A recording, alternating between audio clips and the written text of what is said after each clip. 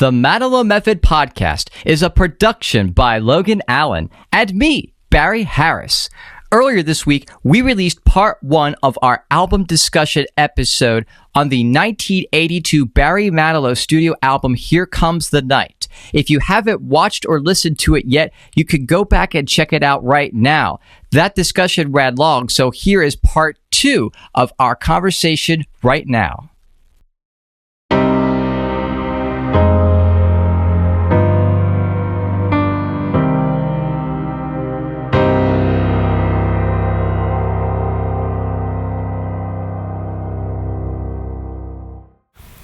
Let's flip the album over and let's talk about side 2. We're starting out with a big whopper of a song right here on side 2. Track 6, written by Barry Manilow and Adrian Anderson. This is the ever popular Some Kind of Friend. As I stated back towards the beginning of this episode, this was the first song I remember hearing from this album, even though I didn't know it came from this album at the time. I remember this song as a kid. In fact, it was one of my mom's favorites back in the day. And my mom actually saw him in concert in October of 1982.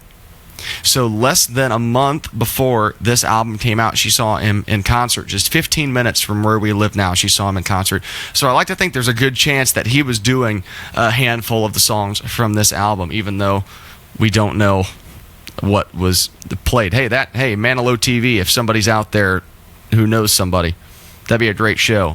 Champaign, Illinois, 1982. Anyway, so this is a classic. The synth line drives this song. Let me see if I can play this. It's like a... It's such a classic line. That's what drives this song, is that line right there. Did I play that right? I think I did. Yes, you did. Okay, so... that is what drives this song. I didn't know if I played it right because I don't own the song book. I didn't spend $125 on it. But off the top of my head, related to Manilow TV, in 2015 and 2016, he did his One Last Time tour, and he revived the old Big Gonzo Hits medley from the Live on Broadway fame. And Some Kind of Friend was featured in that. But before that tour, the last time I can remember Some Kind of Friend being a staple in the set list as a song by itself is when he had Manilow at Paris, the Paris Las Vegas residency. It was a part of the show for a while there. I don't know. Can you think of any time after that where it was by itself in the show? Yeah, I think you're correct. That's the history, I think, of it being performed. If I'm not mistaken, Logan, was it done in the London run in 2024? Did it come out one of the nights? Was it on the wheel? I think that sounds familiar now that you mentioned that. And if somebody watching was at one of those shows, June of 24 at the London Palladium, please let us know, because I want to know what the wheel landed on, because he brought back that clicker concept. But that sounds right.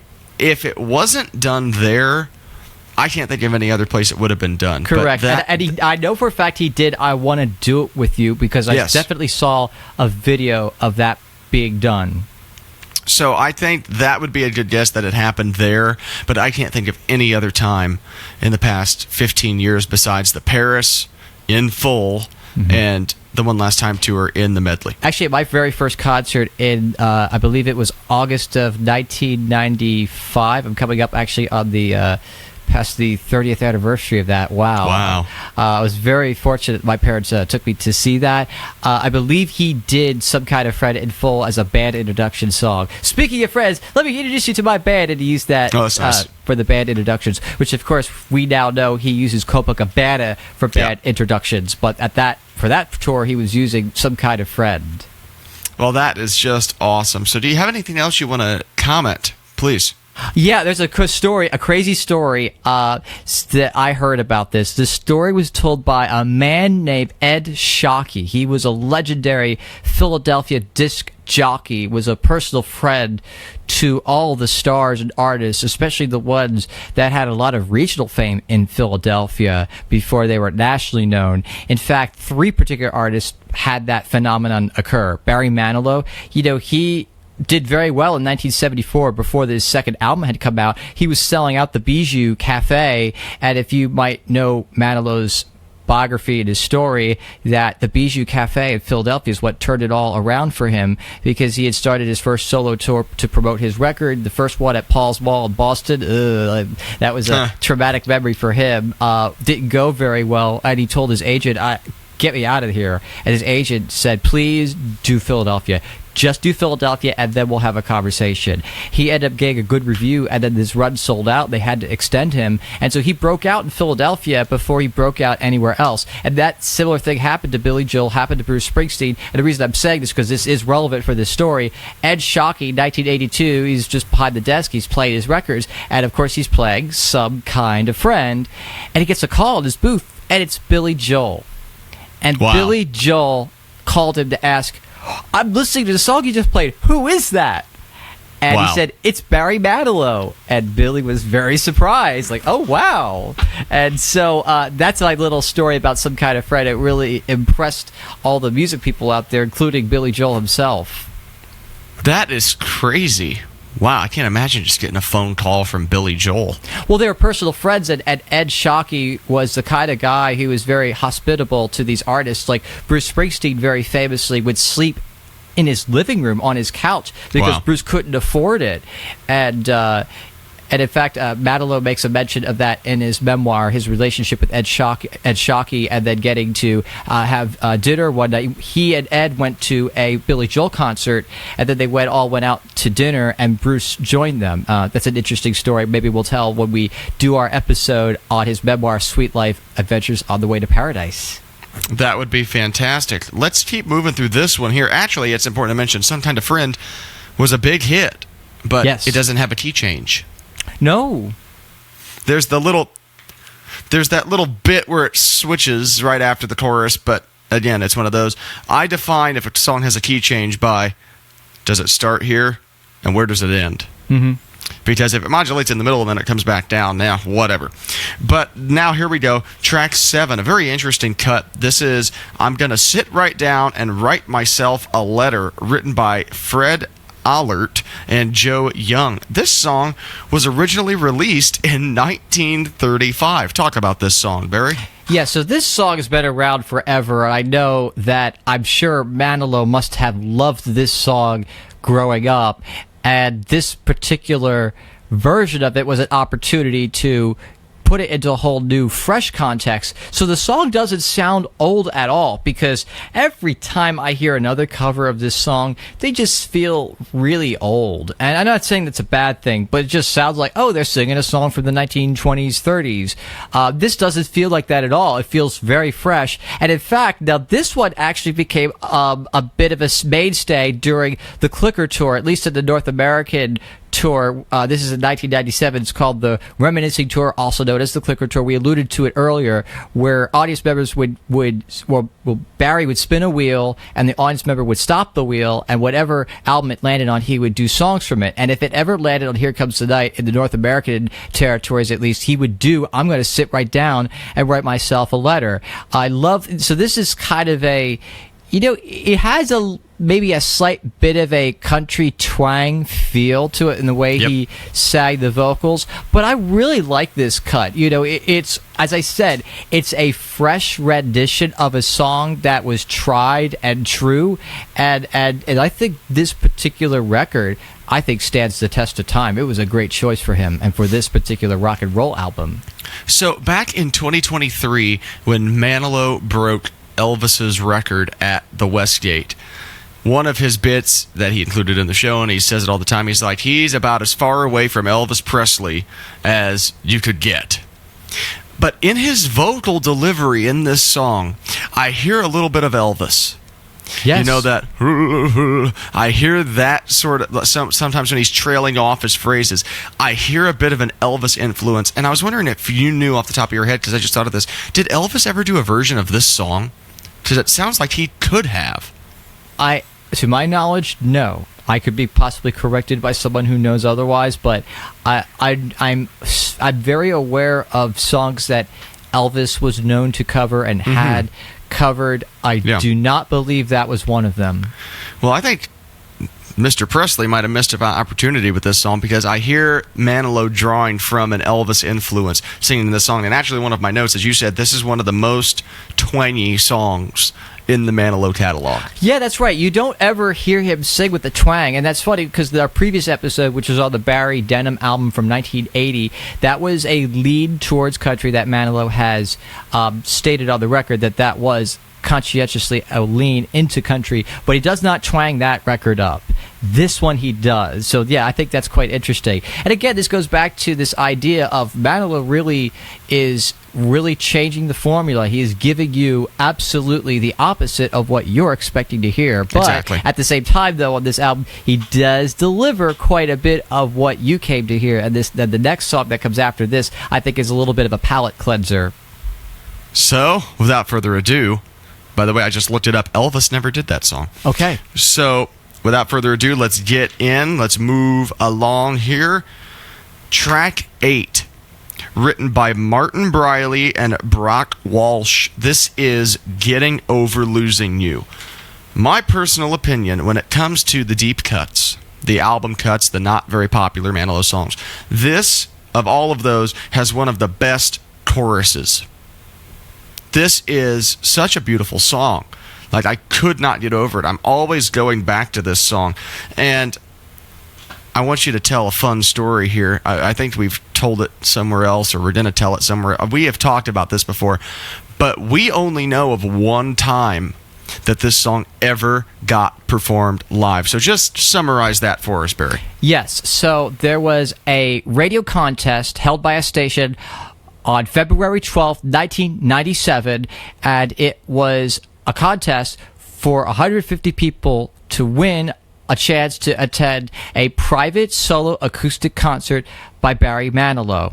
And reading the Barrygram, the quarterly magazine released by BMIFC, is the source where I learned in a write-up about the event that occurred that he performed Getting Over Losing You during that show. So that is the only known performance of that song. I would love to know more if he came prepared, as if he wanted to do that, or if someone raised their hand and asked him to do it. I don't know, but or even just to figure out why was that particular song on his mind. And there's a lot of questions I have about that. Well, what key did he sing it in, and how did that all unfold? Maybe that will one day be a Manilow TV episode. One can only hope. One can only hope. So fun to see. I don't think there's ever been an episode on Manilow TV that's been just Manilow for the whole show.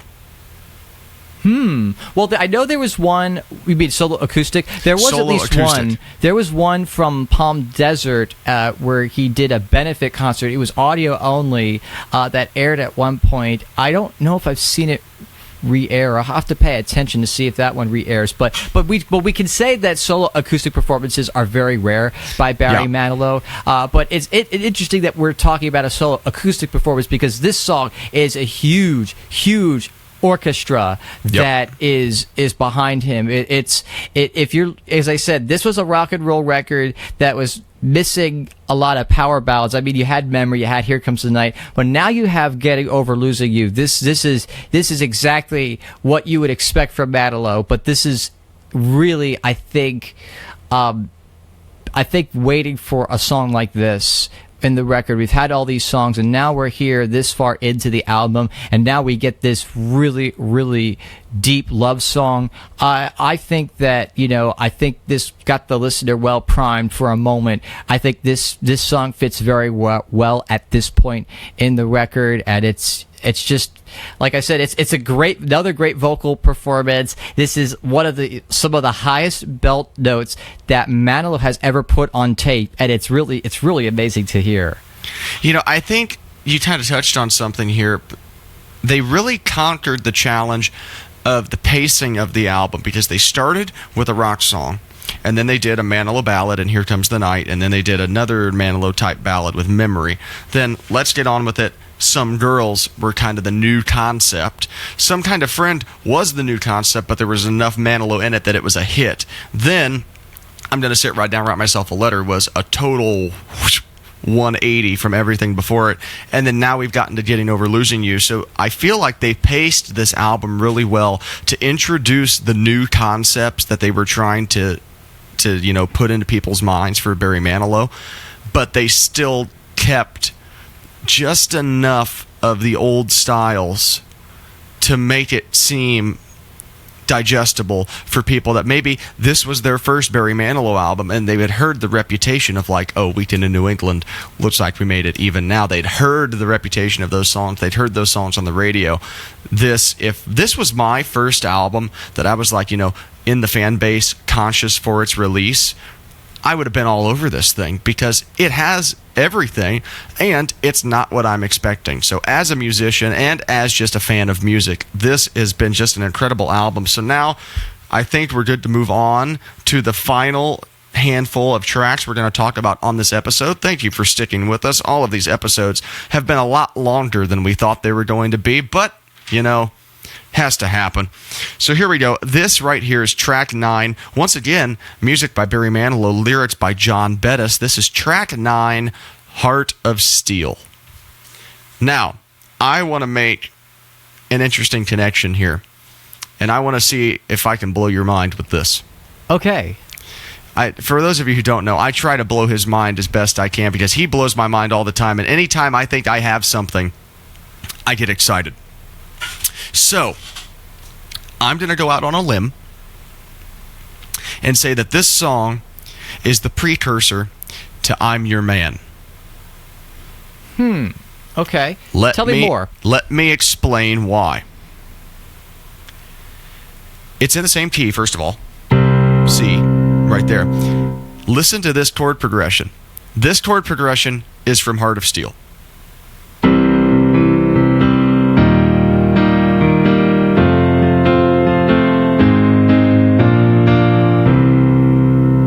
That same exact chord progression is in I'm Your Man.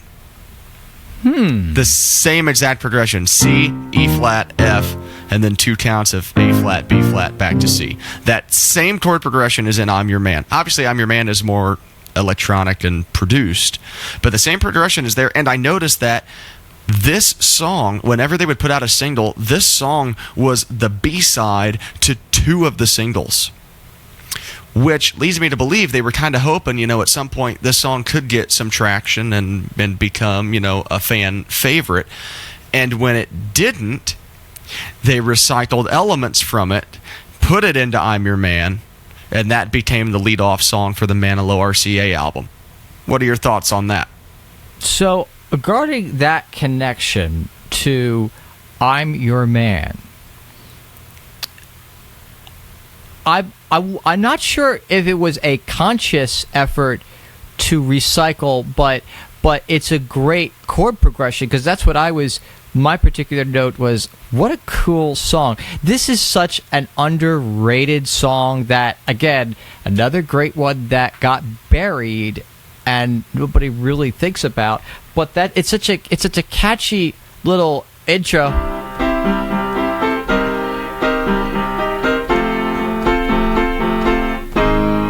Yeah, that's such a great chorus. So then, can you play that and sing I'm Your Man over it? It's a door, I have to look no more. Here I am, I'm your man. Yeah, I mean, you are right in that it is that the harmonics are very similar. So considering that Manilow RC, so this album happened, and this was the rock and roll album. The next album was Paradise Cafe. That was the jazz album. And then he came back with Manilow RCA. So that was the next album that he was able to adopt a style that he wanted to test out that wasn't the smoky jazz stuff, Paradise Cafe. And considering how there wasn't much time that elapsed between this album and RCA, leads me to think that maybe he was exploring some similar musical ideas, but through different styles. Because obviously Heart of Steel and I'm Your Man are 2 different songs, but the harmonic foundation is the same, and that's what jumped out to me. I think you're not at all off base, because I think that there was, in terms of trying to create an up-tempo record that will break through.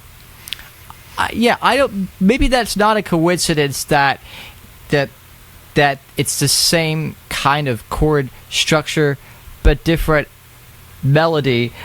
But I think, but also melodically, they're a little bit similar because you've got from "I'm Your Man," you got. It's just in a very closed range. It stays within like 5-ish notes. It's not a big range. And this one, Heart of Steel.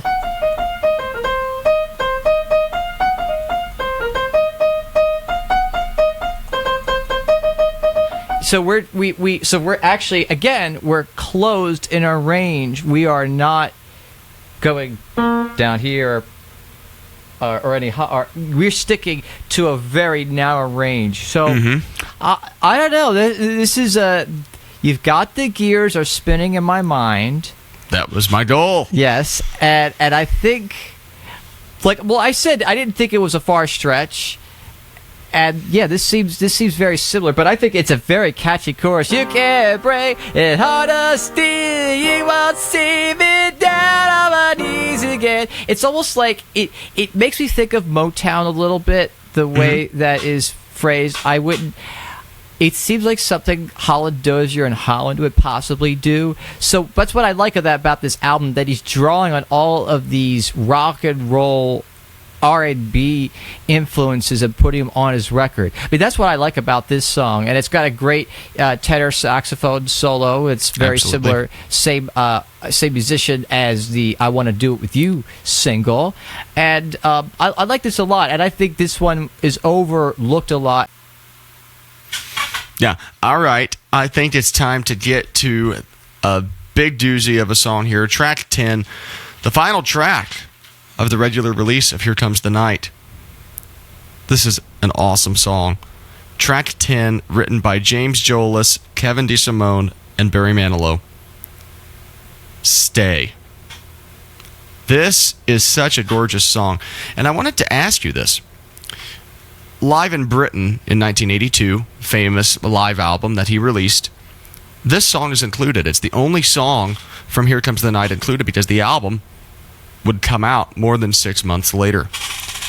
Could this very well be the first song from this album that was ever performed live? I believe that is true. So there is a backstory to this that hardly anybody knows about the song Stay.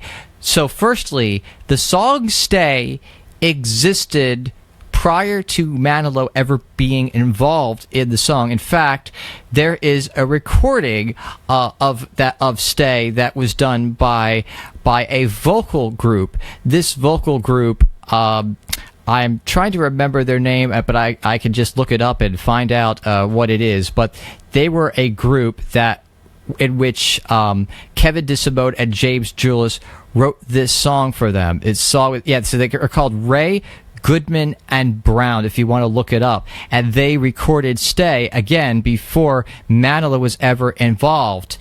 And this, I would say, for anybody that really wants to go behind the Manilow method and really understands what Manilow's instincts are or what he does, I would recommend you go look up this recording, because you will see very clearly what Manilow injects into the DNA of the song. So first things first, the chorus is exactly the same. Stay, why don't you be with me tonight? And it's got that, again, an R&B feel to it. Yeah. Yeah, I love it. Exactly. So somehow Manilow heard it, or they gave it to Manilow, and he said, I love it, but I would like to make some changes. And change number one was add a distinctive piano intro, because in the original version, it's just like... But he adds, like I said, the piano signature is so important to his songs, because that's how you instantly recognize it on the radio. Yep. And he decided to go...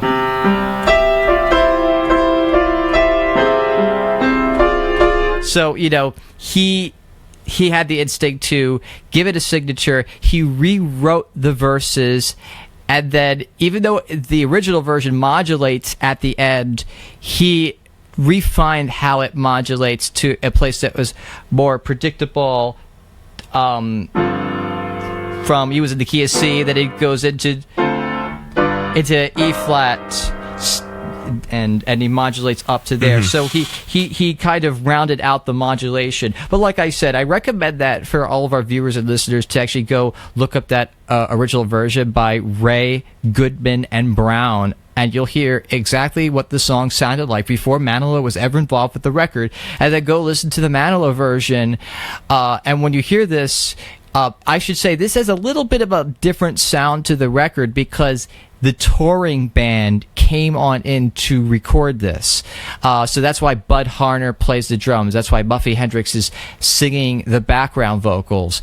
And in this particular recording, it's done really, really well. It's such a catchy song. I don't ever want it to end because it's just so good. And this was a massive hit in the United Kingdom. It was popular there. And to get to where it appeared live in Britain, they just decided to try it. They thought it'd be fun to try it, and they got a really overwhelming response to the song. So I think it was inevitable that they would be recording this song and including it on their next record.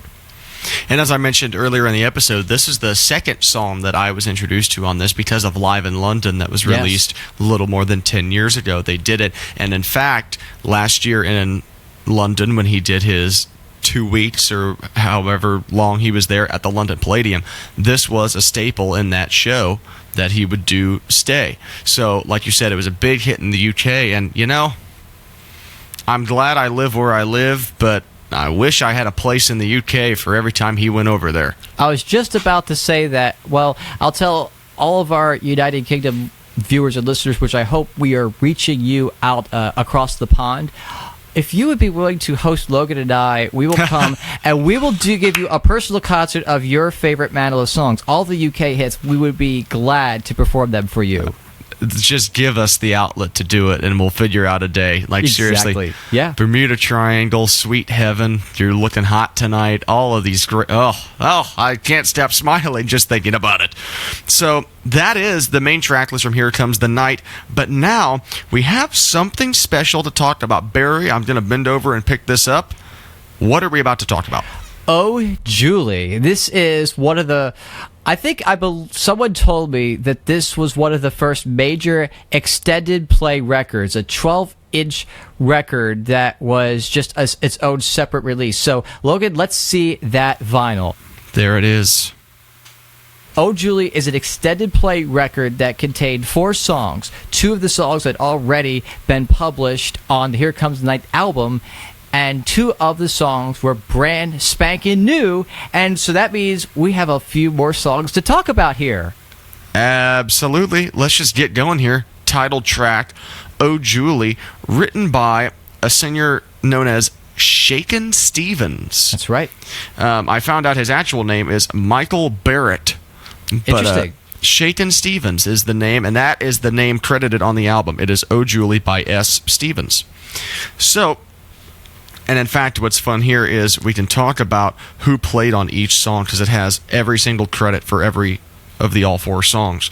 That grammar didn't make sense, but we're going to move on from that slip up. So I thought this vibe was similar to track 5 on the album, Some Girls. It's the same vibe. It's that same sort of feeling, kind of 50s sounding rock and roll. What are your thoughts on this? Because this was a UK single. It was not a single in the US, but it was in the UK. And you know what? It's funny. You picked up on exactly what I was going to say, and that is, I think that this song was seriously considered for the sequence of Here Comes the Night, and yes, it would have made perfect sense for that final slot on side 1, and you compare both those songs, just they are slightly similar in feel, but both of those songs, I mentioned Some Girls was a cover of a band named Racy, and Oh Julie was a cover by that writer, Shakin' Stevens. He had a hit in United Kingdom. So I think there was an attempt to put a United Kingdom hit song onto his record, and they happened to go with Some Girls, but they didn't want to completely discard Oh Julie, and they kept it in, and they used it on the Oh Julie EP. Oh Julie got a release in the North American market. Oh, and I forgot to mention, there's a cassette I have here. At least I thought I had it next to me. We got so many stuff next to me, you should all see. It's really great. But here it is, Oh Julie, the cassette version right here. Again, just the 4 songs. You have only 2 songs on each of the sides.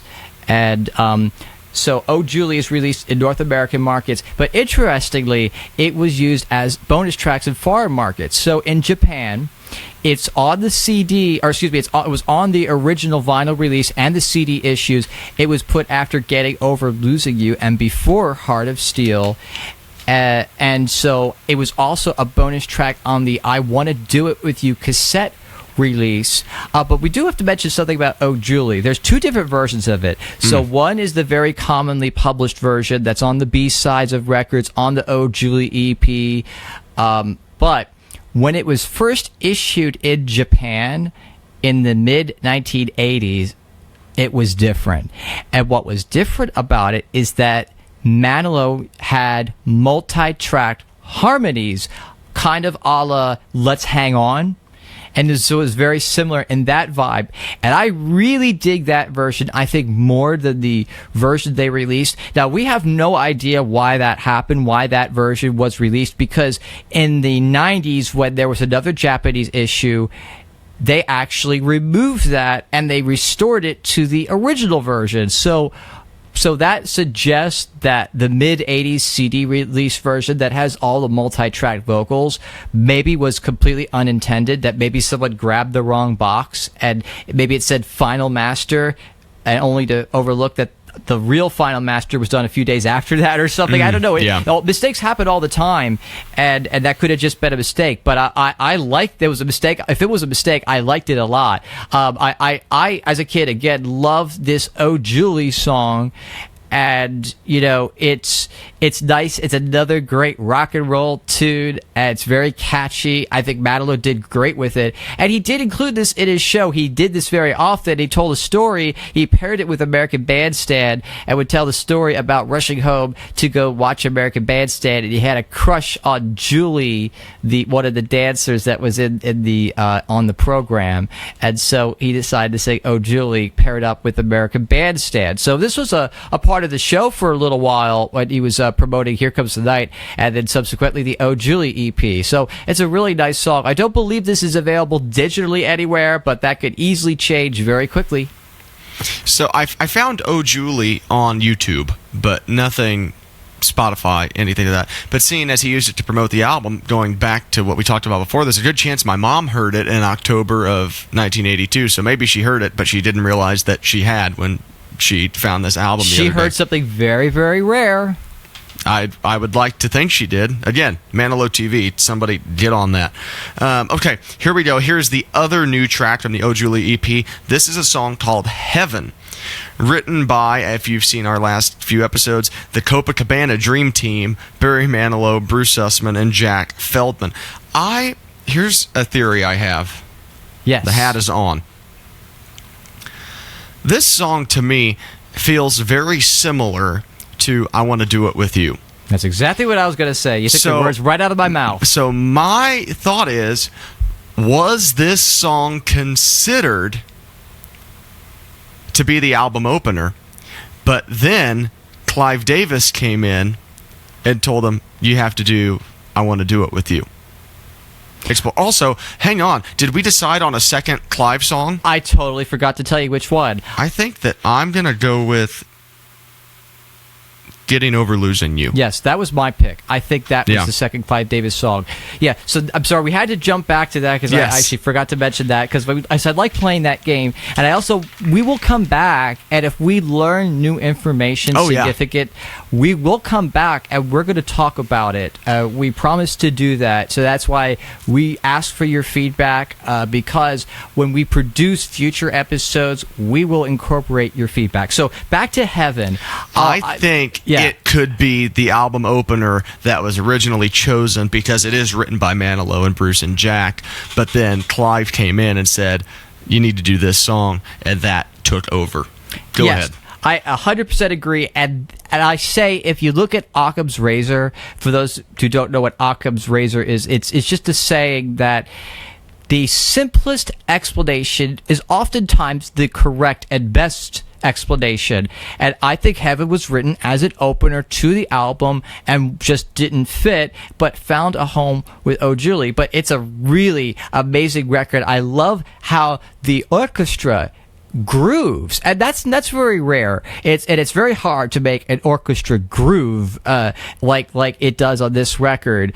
So it's a very hot post-disco orchestration, which I absolutely love, and it has one of the highest belt notes on record, which is a big high A, and I get you to heaven when I say that.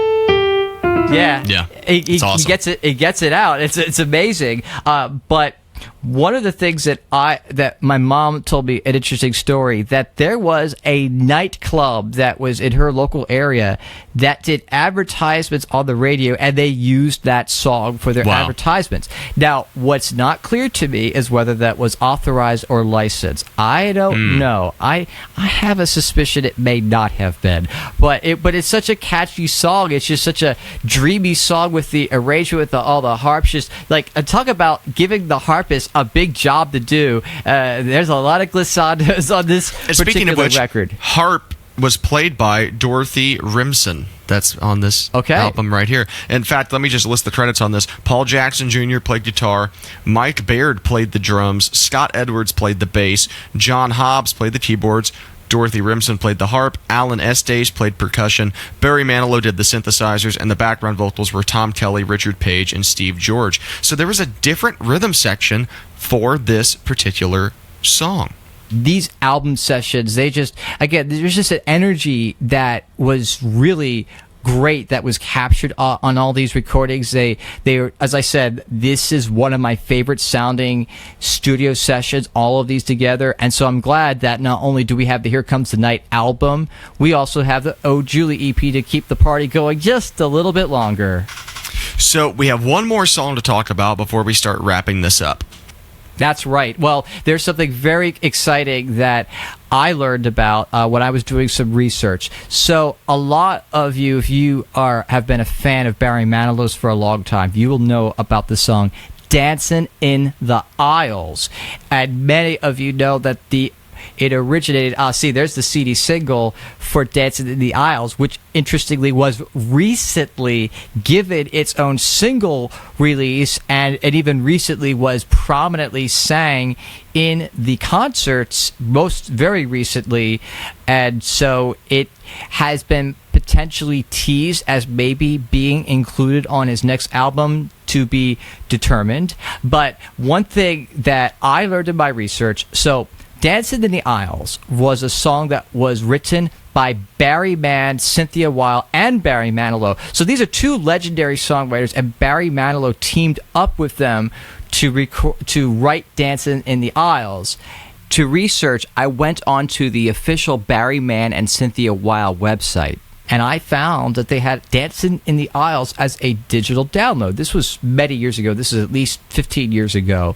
I went to click it thinking maybe I'm going to hear this Music and Passion version, because it was played for the first time during the One Night Live, One Last Time tour, and then used towards the beginning of the Music and Passion era in Las Vegas. However, this version was not that version. It was a much earlier version. Yes, and so there is... This is where the Dancing in the Aisles was included on the music. I'm so happy I have all of this. Anyway, continue. Yes, well, because it's clearly a song that Logan and I both love a lot. But now we get to add a little bit more to its mystique when we can reveal that there is a recording out there that appears to be a studio demo. And when I listen to this studio demo, and I'm only going off of what I can hear and what my opinion is, but in listening to this recording, I strongly believe that this song was recorded at Sound City in Van Nuys, California during the Here Comes the Night sessions. If you listen to it, I hear background vocalists that sound to me like Kevin DeSimone James Julius, and maybe Muffy Hendrix, perhaps. It sounds, I can't be 100% certain, but I'm guessing. But just with the way the sound is of this demo, it's the Dancing in the Aisles that the only difference is it is pitched a whole step higher. And so with that same theme of how all of the vocals were in the stratosphere, he's singing Dancing in the Aisles. Even I can't sing it. Dancing in the aisles while the music is playing. Everyone will be moving and harmony. Dancing in the aisles. That's what it sounds like. That's a killer. That's a killer. Well, I mean, at least he figured out to do it a whole step lower, and now he's in the key of C now, which is much better. But so this is what's interesting is that Dancing in the Aisles, we are going to go out on a limb and say Dancing in the Aisles was written, recorded, and possibly considered for Here Comes the Night and didn't make the record. And going back to what we think happened, or at least we are pontificating what we think happened, I think Dance in the Aisles was a potential closer to the album, but of course it lost out to Stay because Stay was just so amazing. So I don't know. It could open, it could close. I honestly don't know. That and Heaven could interchange for me. I feel like Heaven's a better opener, but I honestly could feel like Dancing in the Aisles could be an opener as well. Yeah. But who knows? We may never know. We probably will never know when it was recorded or where it was considered to be on whatever album it was considered for. But this episode's running super long, so we need to move on. We're going to discuss some of our favorite tracks right now. Barry, give me 2 or 3 of yours. Let's go rapid fire and wrap this up. Okay, let's get on with it. Like I said, I'm a sucker for those long instrumental solos. I want to do it with you. I think is gonna get the prize because it's just a well constructed song. And then I say Some Kind of Friend, just because it was such a great original idea that it was a big hit, and I absolutely loved dancing to that when I was a kid. So those are my top 3. All right, my top 3 are Stay, because I've known it since I was a kid and I've always loved it. I Want to Do It With You. We have that one in common. I wish that one would come back into the concerts. And 3 for me is Getting Over Losing You. Oh, they're all good. Seriously, I really don't think there's any terrible misses on this album. So if you've seen our past episodes, you know what's about to happen. Barry, briefly explain it to the fine people watching. Okay, so we play a game on every program that Logan and I each pick an MVP of the album. We don't talk about this in advance of recording these episodes, so we are going to reveal this to each other in real time. There's only one rule about the MVP. Cannot be Barry Manilow himself because he's always the MVP, but we have to pick somebody that was involved somehow in this record and award them the status of the MVP. So are you ready, Logan? I am ready. I've got mine. So on the count of 3, we're going to show it to the camera, and we're going to see this for the first time. Okay, so ready? 1, 2, 3. Background vocals. Okay, talk about that. I am using the overall term of just the plethora of background vocalists. Since last time you chose Bruce Sussman and Jack Feldman as a team, I'm choosing all of the background vocalists as a team because I felt a lot of the moments that really fully hit on this album were when there were multiple background vocalists providing support underneath. Stay is obviously the big one. I Want to Do It With You has some awesome, it's Some Kind of Friend, like, you know, it's got the whole some kind like all these moments where there's multiple voices happening at once were the moments that hit best for me. So I don't want to say I cheated, but it was kind of one of those overarching things where I just think the background vocalists carried this album for me. I think that's absolutely fair because you know you can't single one of them out. Bill, obviously so it's a jointly awarded to Bill Champlin, Richard Page, and all of those great backing vocalists, Kevin DeCimbo, James Julius, Muffy Hendrix. All of them are going to be joint recipients. So Bill Drescher was the associate in production on this record. So it was produced by Barry Manilow. The associate in production was Bill Drescher, and also he's credited as the engineer. And like I've been saying, this is one of my favorite sounding albums. So without having physically been there in the room to see exactly who was setting up the microphones and getting the session ready, I am going to go out on a limb and attribute that quality to Bill Drescher, who I believe was the engineer in residence at Sound City, and he produced other records, including some Rick Springfield projects that came through right around the time that Manilow was working in the studio. So I'm going to attribute that to him and award somebody that is a name that might not be familiar to the Manilow universe of people, because everybody I think that we've talked about, people kind of know who they are a little bit, but I don't think anybody in the Manilow world knows who Bill Drescher is. But yeah, he's going to get my MVP award for Here Comes the Night. And with that is going to do it for the Here Comes the Night episode. If you've made it this far, I mean, come on. This was one of the longest ones yet. We applaud you for your service to us. We are the Manilow Method. We discuss everything related to the music, the legacy, the history of Barry Manilow, and there's no way we can shorten these just because Barry and I both love talking about this so much. You can find us on social media if you've stuck with us this far, at the Manilow Method on all social media. You can reach out to us at themanilowmethod@gmail.com. If you've met the man himself, if you've seen him in concert, what songs have you heard live, just anything related to the impact that Barry Manilow and his music have had on your life. We'd love to hear about it, and we may feature your theories or your stories in future videos. So Barry, we got to wrap this up. Just tell everybody how this show works and we'll get on with it. That's right. So we are in season right now. We are producing new episodes. Each episode is devoted to one of the albums in Barry Manilow's discography. You can expect new content from us every Monday and Friday. So be sure to subscribe on YouTube and tap that bell icon so you can get notifications when we post something new, so you can stay in the know. Every first and third Monday of the month when we're in season are Manilow Mondays, which means we're going to drop a brand new album discussion episode. And then, coming up this Friday, Logan is going to be releasing his own cover of a song from the Here Comes the Night album. Then Monday of next week, I will be releasing my own cover of a song from the Here Comes the Night album that will be on our YouTube platform. Then next Friday of next week, Logan and I will be singing and covering a song from the Here Comes the Night album together. So that's right. So Mondays and Fridays, you're always going to be seeing something brand new from us. And so remember, subscribe, because we got a lot to share with you. Absolutely. Once again, I'm Logan Allen. That's Barry Harris. We are the Manilow Method. We hope you've enjoyed our discussion about the Here Comes the Night album. It's been terribly long, but we appreciate you sticking with us through this, and we cannot wait to discuss more of Manilow's discography in the coming weeks, and we hope you will join us on our next album discussion. We're going to have a lot of fun, so I'm offering this simple phrase: we will see you next time on the Manilow Method.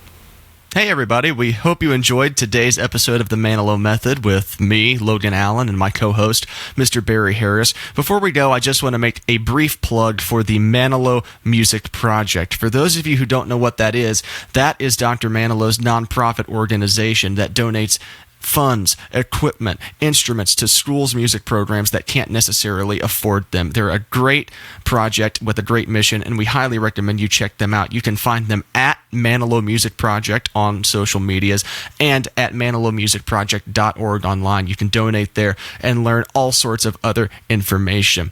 One more thing, our brief theme music that you hear at the beginning of every episode is based on Frédéric Chopin's Prelude in C minor. It was performed by my co-host, Barry Harris, and for those of you who are really in the know about Barry Manilow music, that is what Could It Be Magic is based off of, that Prelude in C minor. So one last thing. Thank you to Barry Manilow and his band and his crew and everyone else that has helped in his success along the way, because without all of them, we would not be here celebrating this fantastic music with you.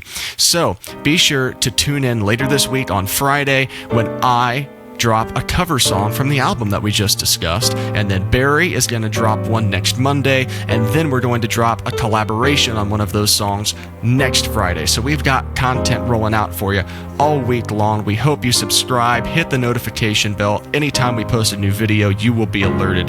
Thank you so much, everybody. We will see you soon on the Manilow Method.